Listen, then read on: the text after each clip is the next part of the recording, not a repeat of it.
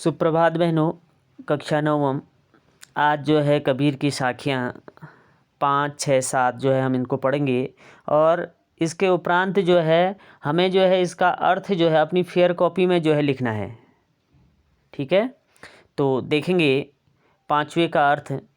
कह रहे हैं, हिंदू मुआ राम कही मुसलमान खुदाई, कहे कबीर सो जीविता जो दूहू के निकट न जाए। यहाँ पे जो है कबीरदास जी ने जो है हिंदू और मुसलमान के नाम पे जो लोग लड़ते हैं, उनको धर्म के नाम पे जो व्यक्ति लड़ते हैं उन पे जो है व्यंग किया है। कह रहे हैं कि हिंदू मुआ राम कही मुसलमान खुदाई।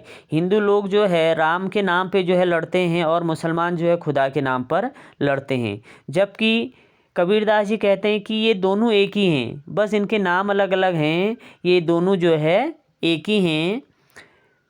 कहे कबीर सो जीविता जो दूह के निकट न जाए। कबीरदास जी कह रहे हैं वास्तविक रूप से वही मनुष्य है, वही मनुष्य के जीवन का जीवन जो है वास्तविक रूप से जीता है जो इन दोनों के निकट नहीं जाता। अर्थात कहने का आशय ये है, जो हिंदू और मुसलमान के नाम पे जो लड़ते नहीं हैं, जो धर्म के नाम पे लड़ते नहीं हैं, वास्तविक रूप से जो है मनुष्य जीवन जो है उन्हीं का सार्थक होता है। फिर देख लेंगे, हिंदू मुआ राम कही मुसलमान खुदाई, कहे कबीर सो जीविता जो दूहू के निकट न जाए। कह रहे हैं हिंदू जो है राम के नाम पे जो है राम नाम पे जो है लड़ते हैं और मुसलमान जो है खुदा के नाम पे लड़ते हैं। अर्थात कहने का आशय ये है कि दोनों जो है धर्म के नाम पे जो है लड़ते हैं, जबकि वास्तविकता ये है, चाहे आप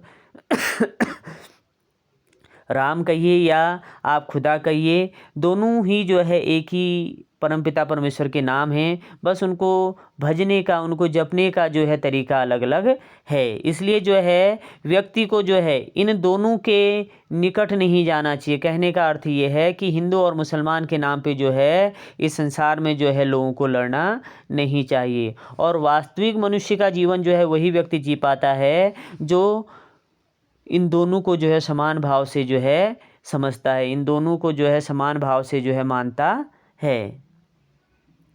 अगला देखेंगे,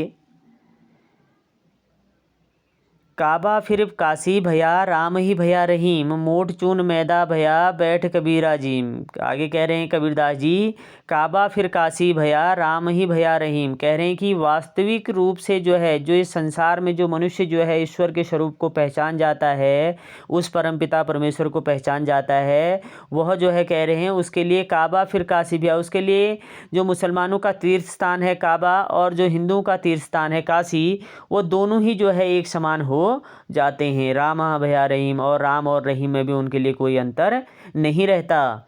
मोट चून मैदा भया बैठ कबीरा जीम। कबीरदास जी कह रहे हैं जिस प्रकार से जो है हर प्रकार के गेहूं को जो है जब चक्की के पाटों के बीच में जब वो पिसता है तो उसमें कोई अंतर नहीं होता है, उसका आटा बन जाता है। ठीक उसी प्रकार से मनुष्य का जीवन, चाहे वो हिंदू हो मुसलमान, जब वो इस संसार से विदा होता है तो वह जो है उस परमपिता परमेश्वर के पास, उसके श्री चरणों में जो है पहुंच जाता है। इसलिए इन दोनों में जो है कोई भी अंतर नहीं है।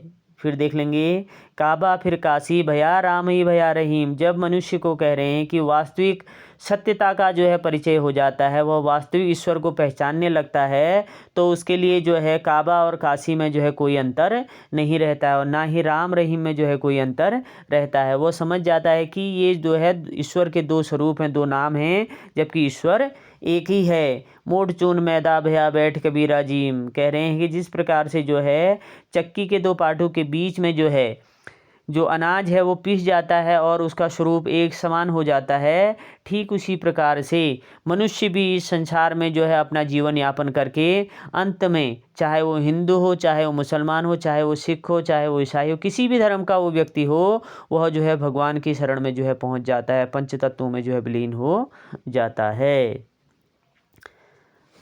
आगे देखेंगे, लास्ट है, ऊंचे कुल का जन्मिया जे करनी ऊंच न होई, सुबरन कलश सुरा भरा साधु निंदा सोई। कबीरदास जी कह रहे हैं ऊंचे कुल का जन्मिया जे करनी ऊंच न होई। कह रहे हैं कि वास्तविक रूप में ऊंचे कुल का व्यक्ति कौन है उसके विषय में वो बता रहे हैं कि ऊंचे कुल का जन्मिया जे करनी ऊंच न होई। कह रहे हैं कि व्यक्ति भले ही ऊंचे कुल में जन्म ले, लेकिन उसके कार्य जो है उसको जो है ऊंचा बनाते हैं। इसलिए कह रहे हैं कि ऊंचे कुल का जन्मिया जे कन्नी ऊंच न होई। वह व्यक्ति भले ही जो है ऊंचे कुल में जन्म लेता है, लेकिन यदि उसके कार्य जो है निम्न कोटि के हैं तो उसे जो है उच्च कुल का व्यक्ति नहीं कहा जा सकता। जिस प्रकार से कह रहे हैं सुब्रन कलश सुरा भरा साधु निंदा सोई। जो सज्जन लोग होते हैं, जो साधु लोग होते हैं, जिस प्रकार से जो है वह जो है सोने के बर्तन में भरे हुए, सुरा का अर्थ है आपका मदिरा, मदिरा का जिस प्रकार से भले ही वो सोने के बर्तन में रखा गया हो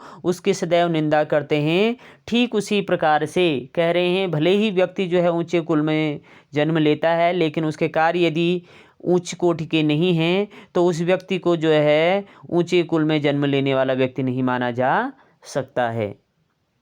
कर लेंगे, एक बार फिर देख लीजिए। ऊंचे कुल का जन्मिया जे कन्नी ऊंच न होय। कबीरदास जी कह रहे हैं जो व्यक्ति ऊंचे कुल में जन्म लेता है किंतु यदि उसके कार्य अगर उच्च कोटि के नहीं हैं, निम्न कोटि के यदि उसके कार्य हैं तो उसको जो है ऊंचे कुल में जन्मा जो है नहीं माना जा सकता। ठीक उसी प्रकार से सुब्रन कलश सुरा भरा साधु निंदा सोई। जिस प्रकार से जो है सोने के पात्र में, सोने के बर्तन में रखी हुई जो मदिरा है वह सदैव ही जो है सज्जन लोगों के द्वारा निंदनीय रहती है, ठीक उसी प्रकार से ऊंचे कुल में जन्म लेने के बाद भी यदि उसके कर्म, उसके कार्य जो है निम्न कोटि के हैं तो वो व्यक्ति को जो है ऊंचे कुल का जो है नहीं माना जा सकता है। इनका अर्थ भी जो है आप अपनी फेयर कॉपी में कर लेंगे।